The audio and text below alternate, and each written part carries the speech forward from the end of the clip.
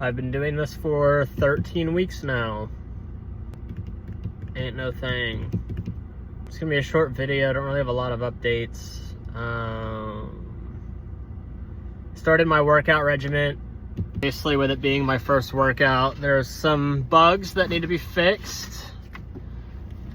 For starters, the endurance workouts that I was doing during my breaks at work, 3 days a week, I realized that a 35-pound kettlebell is way too heavy for a lot of the exercises that I selected to do because you have to use one arm. So I ended up getting some dumbbells to keep down here as well. And I also need to move some of those exercises around. And I also started my strength training at my other gym, which was nice. I'm extremely sore. Every time that I'm waking up and getting out of bed, it's taking a lot of effort to crawl out of that crevice because all of my muscles are destroyed, which is good. I love it. But with this first week of me being back into the gym and exercising, there's a lot of workouts that I need to remove. There's some that I need to replace. There's, the first week's always for experimentation to see how you're going to adjust to these workouts. And then some of them I dislike, but I just need to stick with so that I learn the proper technique and how to target and isolate those muscles that I'm wanting to exercise and stop relying so heavily on stabilizer muscles. Didn't go fishing. Didn't go use my camera at all. And I didn't even go to the Theosophical Society this week. Mostly because I didn't feel like I had a need to. It's not like I was too busy or anything. I ordered this car seat organizer so that I can keep, my Kindle, my books, my mail, so I can just stop tucking things into crevices and places that it doesn't necessarily need to go, or like the items themselves might get damaged. Like I have 3 books in that bin back there, and I'm afraid if I keep driving around, they're eventually gonna get destroyed, which isn't that big of a deal. I have all of the books in digital form already, but it's just nice to hold a physical book and flip through it and read it, smell it. It's just a different experience. I don't really have a lot of time to read. I mostly just, whenever I go and have a meal at a restaurant, I will read a whole chapter before leaving. That's pretty much been my MO. I also decided to get these shelves for my storage unit. When I get done with my laundry here today, I'm going to do my replenishments and build those shelves and reorganize a little bit because it's kind of hectic in there and crowded because everything's on the floor and there's not a lot of floor space, so I need to start organizing things vertically. And then I also want to consolidate my car a little bit and get some of the things out of here that I'm not using throughout the week. And then on the weekend, if I want them, I can just go get them. Things like my camera and my fishing bag with my cooking stuff in it. And since I'm back in the gym and working out, I'm starting to be more cognizant of my caloric intake and my nutrition on the weekends, because basically what I've been doing is that I have such a strict diet throughout the 5 days that I'm working that when I get to the weekend, it's kind of a free-for-all. I don't eat anything like sweet typically.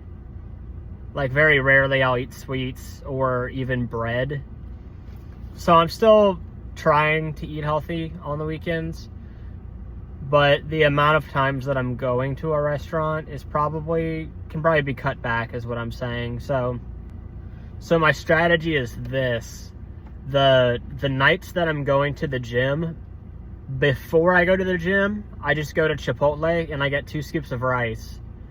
And I do that as a substitution for something like a pre-workout supplement, which is basically just a mega dose of caffeine, which, since I don't drink it regularly anymore, it's probably going to make me have a panic attack and shit my pants. So I don't need that, and I also don't really want to I try not to put anything synthetic in my body really anymore. I eat mostly canned food, or I go and eat something that was cooked, by people. I don't eat chips or anything that was manufactured in a factory. The only thing that's an exception is these Pedialyte drinks. I'm assuming is probably brewed by like a coven of witches or something, because that shit's magic. So after I get the rice, it's like $1.72. It's cheap. And then like last night when I went, they just gave it to me for free because it's the end of the night and they're gonna throw all that shit out anyway, which was part of my strategy. And then after my workout, I get a rotisserie chicken from Walmart, like a whole chicken, which I have to get. The first day that I went to the gym, I made the mistake of thinking there would be rotisserie chickens left around 8:30 or 9 o'clock, but I guess they stopped cooking them at 6. They usually sell out by 7:30. So after my first workout, I just went to IHOP and I got something very protein heavy, like it was steak and eggs and potatoes for carbs. So what I need to do on Fridays, basically, to adjust my schedule to make it more optimized towards my workout regimen, is when I leave, like an hour before I leave work, an hour or maybe an hour and a half, 2 hours, I need to DoorDash a rotisserie chicken from Walmart or Jewel Osco, someplace like that. Jewel Osco's like the Kroger here. And then I can just keep that in my car until after my workout. Before my workout, go to Chipotle, get my 2 scoops of rice, eat that. Go to the gym, do my workout. Usually takes an hour and a half, 2 hours, 2.5 hours. My new gym too has, instead of like a big shared locker room with like several showers, there are individual bathrooms, and there's only 2 of them with showers, which is kind of better for me because that means I don't have to do something like shave my face or brush my teeth while I'm showering, which can be a little bit challenging. Just trying to keep everything organized and away from the water. And since I go there late at night when there's no one there, I'm not really having to fight over those resources either. And it seems like most people who have been going there, because of that restriction of how many showers there are, they tend to just come and work out and then go and shower at home anyway. And then I also realized that I don't need to take a shower on Sundays if I don't want to. I did today just because I like showering. I was clean because I worked out last night, late at night. I got out of the gym at like almost midnight, and I showered then. And then all I do is I get on. Last night I got on and I debated religion with Derek, Doug, and Alex for a while, and played some Azanzo with Jack Red and Derek. And then when I got off at like 2:30 in the morning, I just went to bed, and then I woke up at 9. And it's not like I did any rigorous activity or anything. So it's not like I necessarily needed to clean myself again. So I just stood under the water and contemplated, which I like doing. But yeah, I don't think I necessarily need to shower on Sundays unless, I involve myself in some rigorous activity every once in a while. Like when I have to make a major repair on something. So I can take that extra skivvy roll out of my bag, which is good because it's getting a little crowded with the addition of more clothing articles. Which brings me to another point. I'm switching wearing the joggers and the boxer briefs to boxers and shorts so that it's more breathable, and then I might be able to not have to use the waist fan anymore.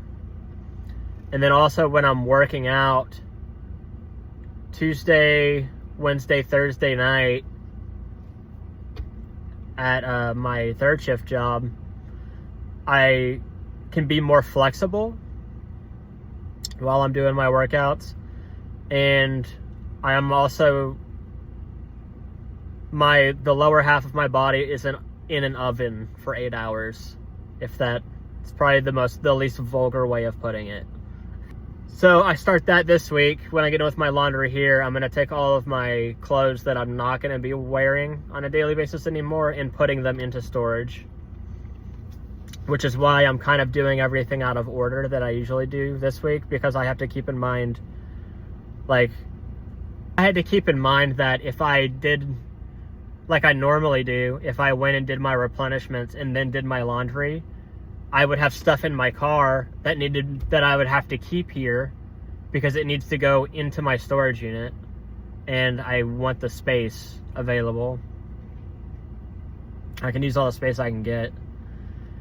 And then because I needed to do my laundry before I did my replenishments, I had to take, if I was going to take a shower, I had to take my shower first so that I went through all of my clothes to be washed, or else I would have one set of dirty clothes sitting under my seat back here for a whole week. So I had to reorganize the way that I did things according to the conditions of what I had planned doing this weekend.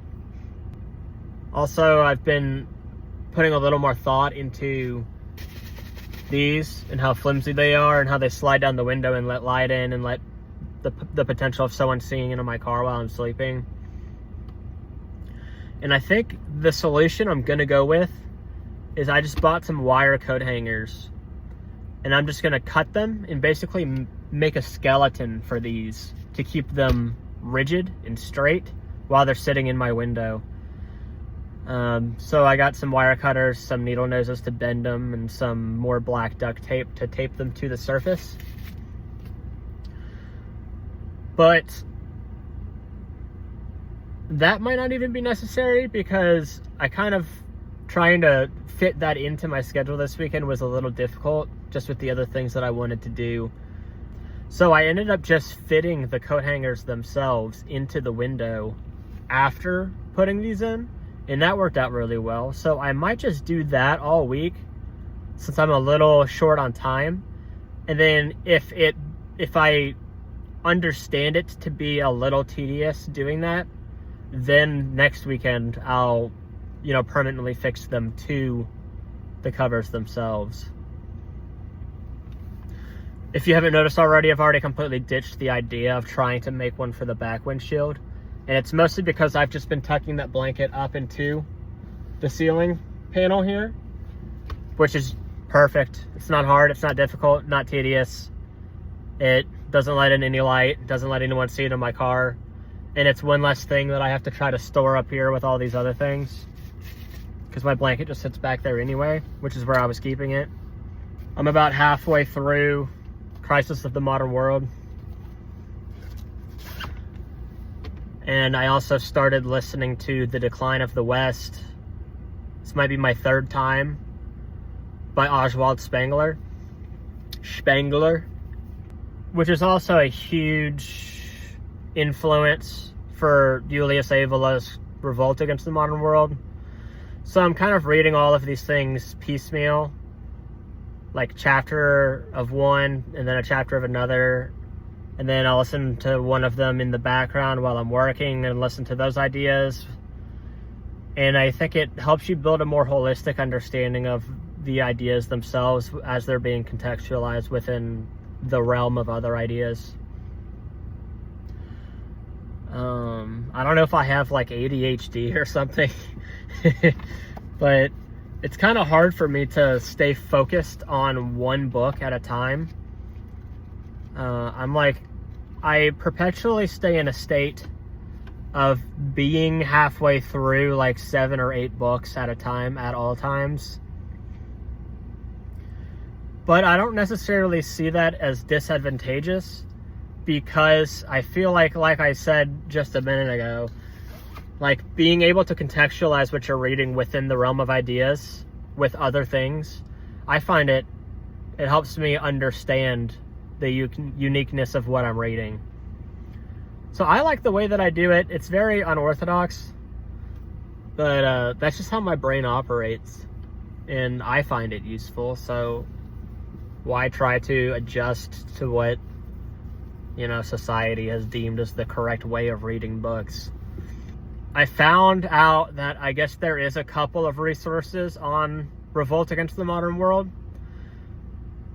but I checked them out. One of them is a 4-part series on the book, which you run into the issue of over abbreviation, but it is a pretty good resource. I'll say it's useful for people trying to get introduced into Avalow's ideas. The other one is a chapter by chapter, like I was planning on doing, because I thought it didn't exist. It was just in the deep recesses of the internet that you have to really seek out to find, because, again, these ideas are so niche and controversial to some people that they get downplayed on either by intention or just as a side effect of other people telling other people not to engage with these ideas. So the algorithm doesn't recognize it as something interesting to people, and it doesn't recommend it. So I consumed some of that media as well, and it doesn't really go through the text and the footnotes and kind of contextualize everything within the broader realm of ideas. It's kind of like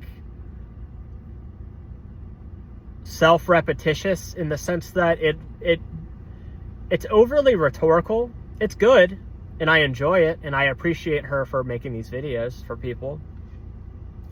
But it's deeply rhetorical in the sense that, like, it just uses a lot of imagery to kind of make the idea seem more appealing or of an appealing nature, which can be helpful to an extent. But I would rather people be able to have I would rather people to have a resource where they can read through the book and be like, I don't know what this is. And then instead of having to read the entirety of something like Plotinus's Enneads, you know, I can just create a resource that goes through the book, and every time you reach something like that, I explain it and contextualize within it something that I already know or something that I have researched already. So that I'm the only person that has to do this one time, and then everyone else can benefit from the work that I've already done, instead of everyone having to go through the laborious task of, you know, reading Aristotle's Metaphysics because it was passively mentioned one time in order to, like, legitimize an idea that's being prompted. So, or even trying to find the parallel can be daunting because, you know, reading an entire book just to find something, one portion of it that was mentioned in passing, it's a huge task. So I think I'm still, even though, like, I was a little disheartened upon finding something chapter by chapter because I thought I was being original, but I think I'm just going to go ahead and still do it. I'm going to enjoy doing it anyway, just for the benefit of my own knowledge. And I think I can make a resource that is not better per se, but is useful in another direction or as a supplementary material to what already exists. But yes, I believe that is all of the updates that I have. Every time I say that. I got Cubs tickets for Dad and Russ, my Uncle Russell. So they're going to be coming the weekend of August the 16th. And we're going to go to Wrigley Field to see a Cubs game, which is going to be super fun. They already booked a hotel here in Addison as well, so I don't have to travel. But we're going to make a weekend of it. Go out to eat a couple places. I'll show them where I work, probably. Then I have the System of a Down concert the 31st of this month. And then that following week, I'm coming to Lexington, which I'm finishing with Ryan and Randy's wedding. And like I mentioned last episode, I believe I've been jam-packing that whole week with a schedule. So I'm super excited for all of that. But other than that, just keeping my nose to the grindstone. I'm working hard. I'm learning a lot every chance that I get. And I'm sore all of the time because I'm destroying my muscles 5 days a week. That's about the extent of your update for this week. And next week probably won't be too dissimilar. But yeah, that's it. I love you guys a bunch, and stay tuned for more.